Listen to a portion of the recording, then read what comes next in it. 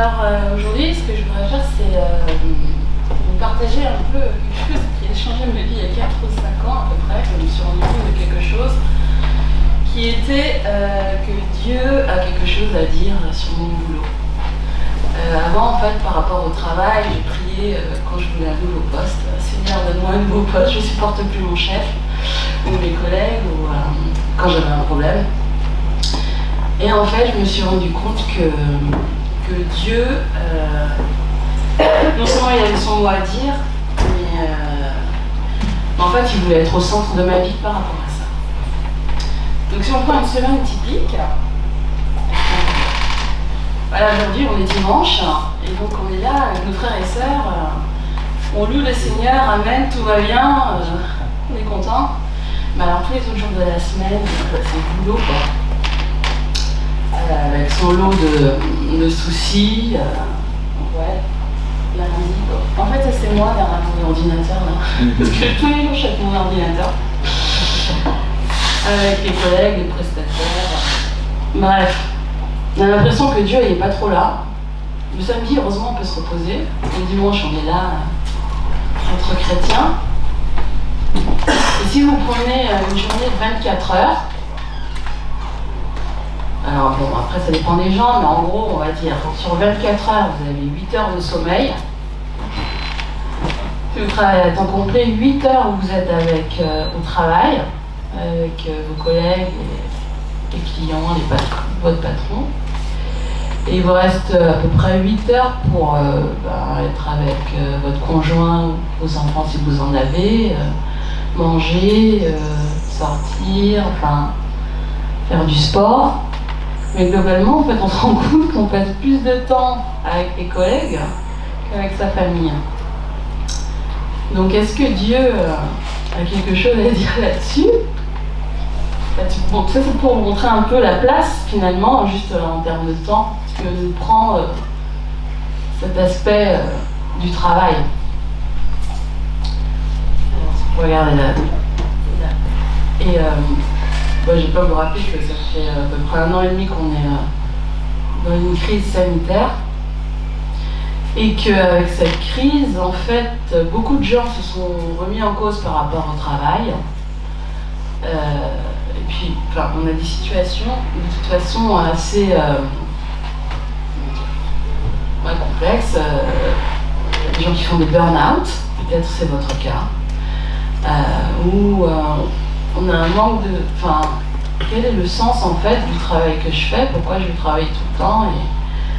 Parce que je me sens pas très bien au travail, en fait. Je me sens pas bien au boulot.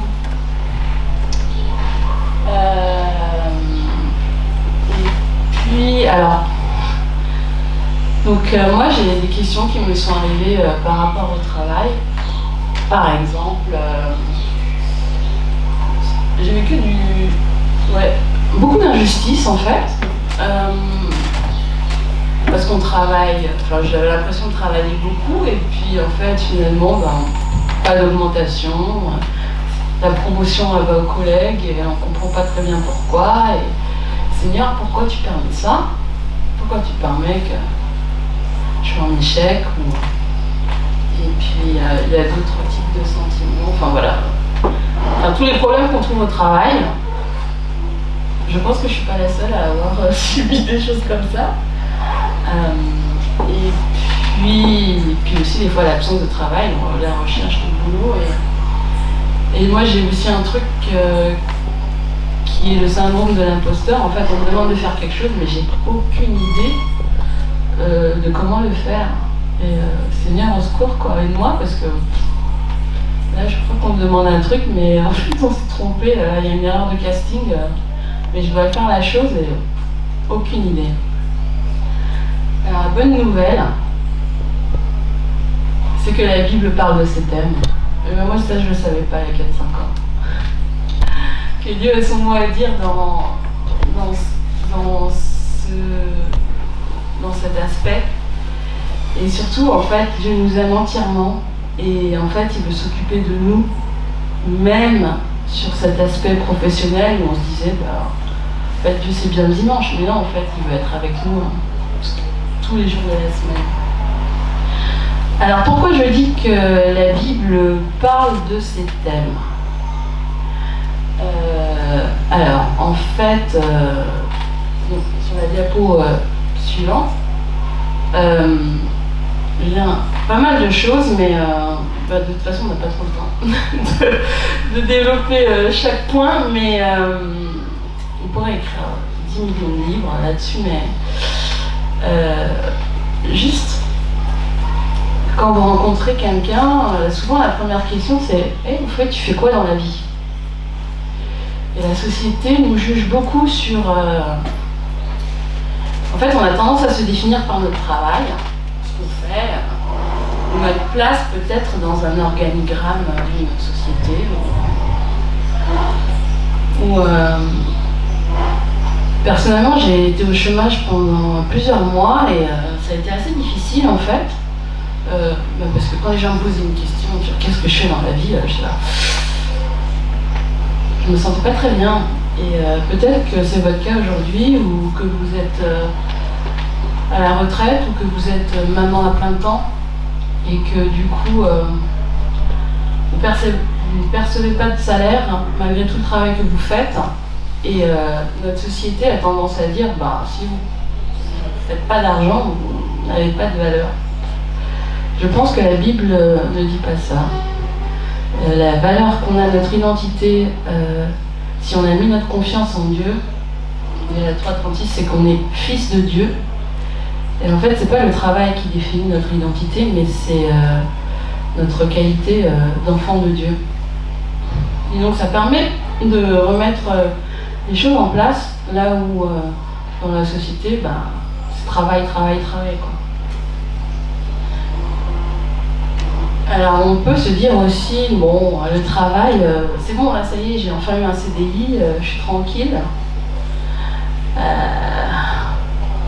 C'est comme une sécurité. Alors c'est vrai, ça peut paraître, c'est une stabilité, mais en fait on n'est jamais à l'abri qu'un nouveau chef arrive et puis qui vous pourrisse la vie. Ça m'est arrivé plusieurs fois. Ah oui, non, ça va sur YouTube, ça. On va flouter mon visage.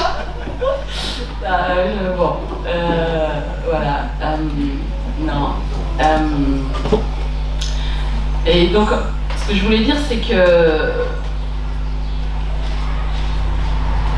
on peut placer notre sécurité dans le travail, mais en fait, ça, du jour au lendemain, tout peut changer.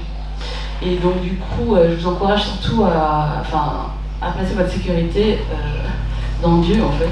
Parce que le travail, même si on s'y raccroche, parce que on y consacre beaucoup de temps dans notre vie, ça reste une sécurité illusoire. Désolée, hein.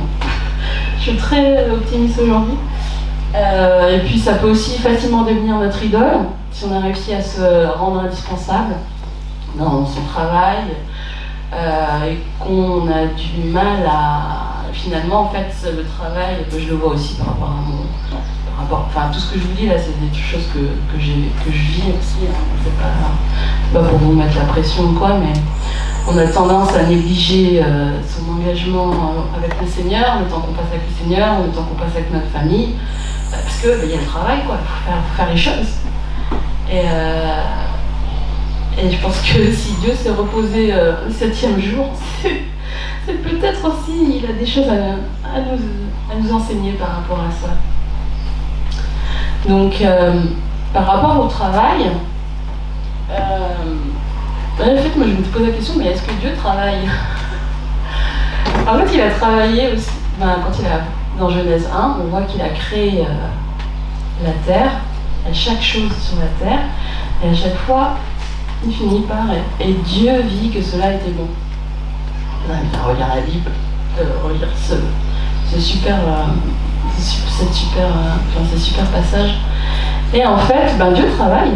Et nous, par notre travail, dans ce que nous faisons jour le jour, il nous a confié une mission qui est de prendre soin de la terre, d'assujettir la terre. Et en fait, dans mon travail, même si je ne suis pas missionnaire à Madagascar, Et bien, en fait, mon travail peut être une louange à Dieu. Dans la manière dont je travaille, je fais ce que Dieu demande, en fait. Et ça, quand j'ai pris conscience de ça, je me suis dit, ah ben en fait, bah, Dieu est avec moi tout le temps, en fait. Et je ne savais pas ça. Comme quoi, hein, on peut être chrétien depuis tout petit, mais il y a des choses qu'on comprend au fur et à mesure. Et il y a une autre chose que je voulais partager aussi. Donc il y a 5 ans maintenant, j'ai créé mon entreprise. Et donc je suis mon propre chef. Ah, tout le monde m'a dit, ah voilà, c'est cool pour toi là, fini tous les problèmes que j'avais eus avec mes managers. Hein. Ça y est, t'as plus de chef, tu es ta propre chef, tu peux te lever à l'heure que tu veux, tu travailles quand tu veux. Et en fait, c'est pas vrai que vous n'avez plus de chef. Quel que soit comment vous êtes, que vous soyez salarié ou à votre compte. En fait, le vrai patron, c'est Dieu. C'est lui qui a le droit de regard sur ce que vous faites. C'est à lui que vous devez rendre des comptes. C'est lui qui va voir si vous êtes honnête sur votre comptabilité. C'est lui qui va voir... En fait, il y a plein de choses en fait. On peut cacher des trucs à des clients. Bon, je pense que ça ressortira toujours. Hein. Ou un chef, bah Dieu, on peut rien lui cacher. Et du coup, de remettre sa journée à Dieu, en fait, donc moi j'ai un agenda Google. Et au début, j'avais mis, quand j'ai commencé à comprendre que c'est Dieu qui faisait que c'était Dieu mon patron, j'avais mis rendez-vous avec mon chef, donc tous les matins, pour avoir ce temps justement parce que moi j'avais du mal à lire ma Bible, j'ai toujours du mal, hein, si ça peut vous encourager, je sais pas, mais du coup d'avoir mis ce rendez-vous, j'ai mis rendez-vous avec mon chef dans ma chambre. Et en fait après j'ai enlevé dans ma chambre, je me suis dit quelqu'un tombe là-dessus, il ne va pas comprendre. C'était rendez-vous avec mon chef. Et ça c'est tellement important, de commencer sa journée avec le roi des rois, le patron des patrons. C'est ce qui va vous donner aussi du sens à votre travail. Et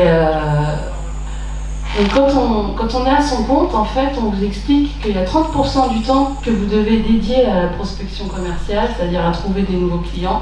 Et moi, c'est pas du tout, en fait, ce que je fais. Moi, j'ai fait de l'informatique et du journalisme, la vente, l'aspect commercial. Alors là, c'était vraiment le truc. Au secours, mais non merci, quoi. Enfin, c'est pas le truc que je savais faire. Et je disais, mais Seigneur, aide-moi, quoi. Aide-moi, parce que là, je sais pas faire, moi. Et en fait, Dieu qui est le créateur de l'univers, c'est le meilleur directeur commercial du monde. Et je dis ça sans rire parce que, en fait, il ouvre les portes de là où on ne sait pas. À partir du moment où j'ai dit, écoute, Dieu, mon entreprise, elle est là pour te glorifier. Donc maintenant, c'est toi qui cherches les clients. C'est arrivé comme ça. Mais parce que, et les gens me disent, ah mais comment tu fais? Je fais, c'est pas moi en fait, c'est Dieu.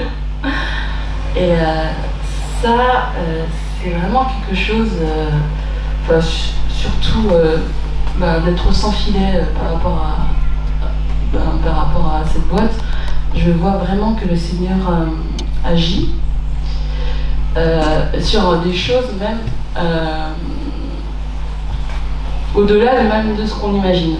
Il y a 2 ans, j'ai dû faire un salon. C'était mon premier salon professionnel et honnêtement, je me sentais pas très bien à l'idée de faire. Et l'organisatrice, donc j'ai travaillé avec une collaboratrice pour ce salon. Et l'organisatrice m'a appelée un mois avant parce qu'elle savait que j'habitais à Barcelone. Le salon était à La Réunion.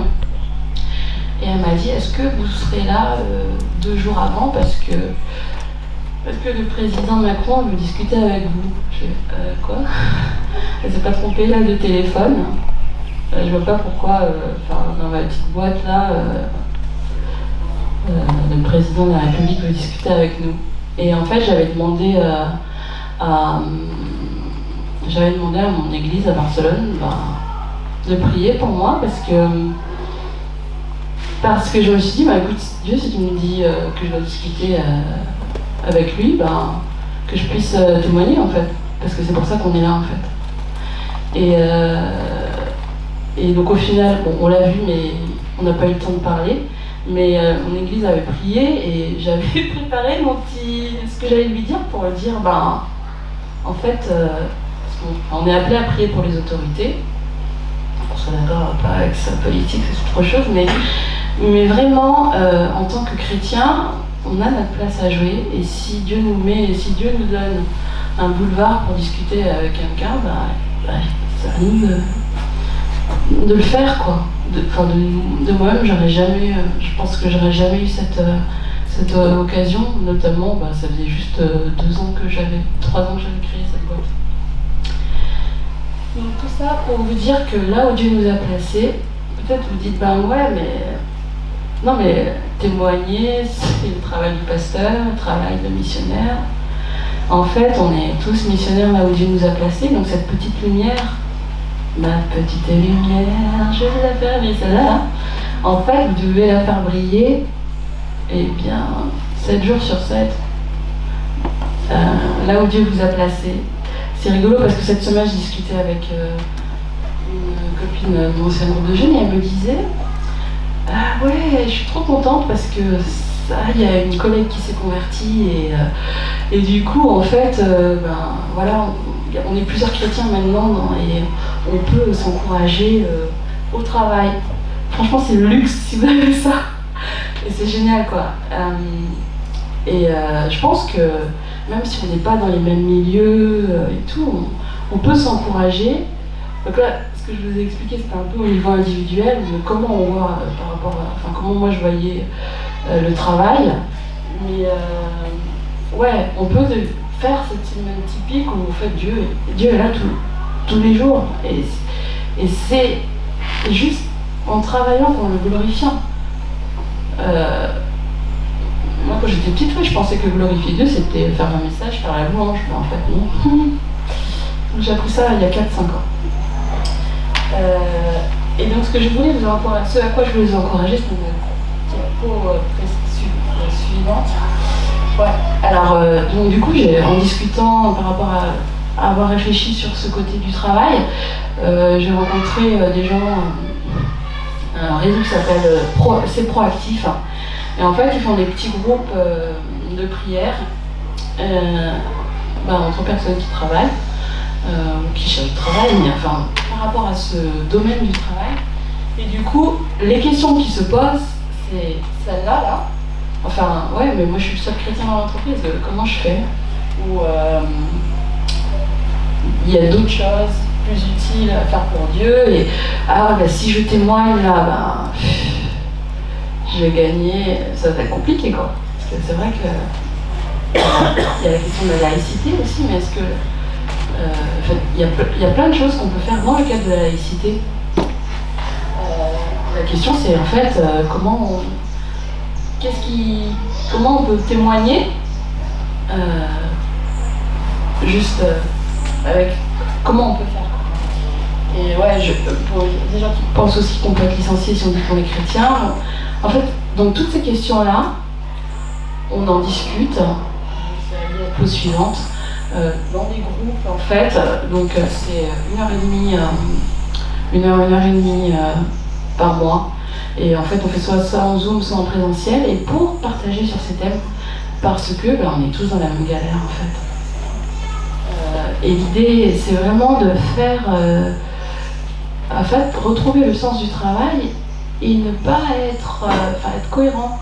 De toute façon, toutes les semaines, moi chrétien, mais on doit travailler dans un monde qui est ce qu'il est. Et donc moi, ce que je vous encourage, ce à quoi je vous encourage, si vous êtes intéressé, c'est par rapport à ce groupe, en fait, on peut en discuter, parce que je pense qu'on va le lancer là. Et moi, j'ai fait partie d'un pendant le confinement, c'est plus facile de faire ça par Zoom pendant le confinement, mais c'est vraiment un lieu où on peut partager sur ces questions-là et dire que voilà, on n'est pas seul. Avec le Seigneur, on n'est pas seul au travail. Et sûrement, il y a d'autres petites lumières dans vos environnements de travail. Et voilà, on est là pour étendre le royaume de Dieu là où Dieu nous a placés. Voilà.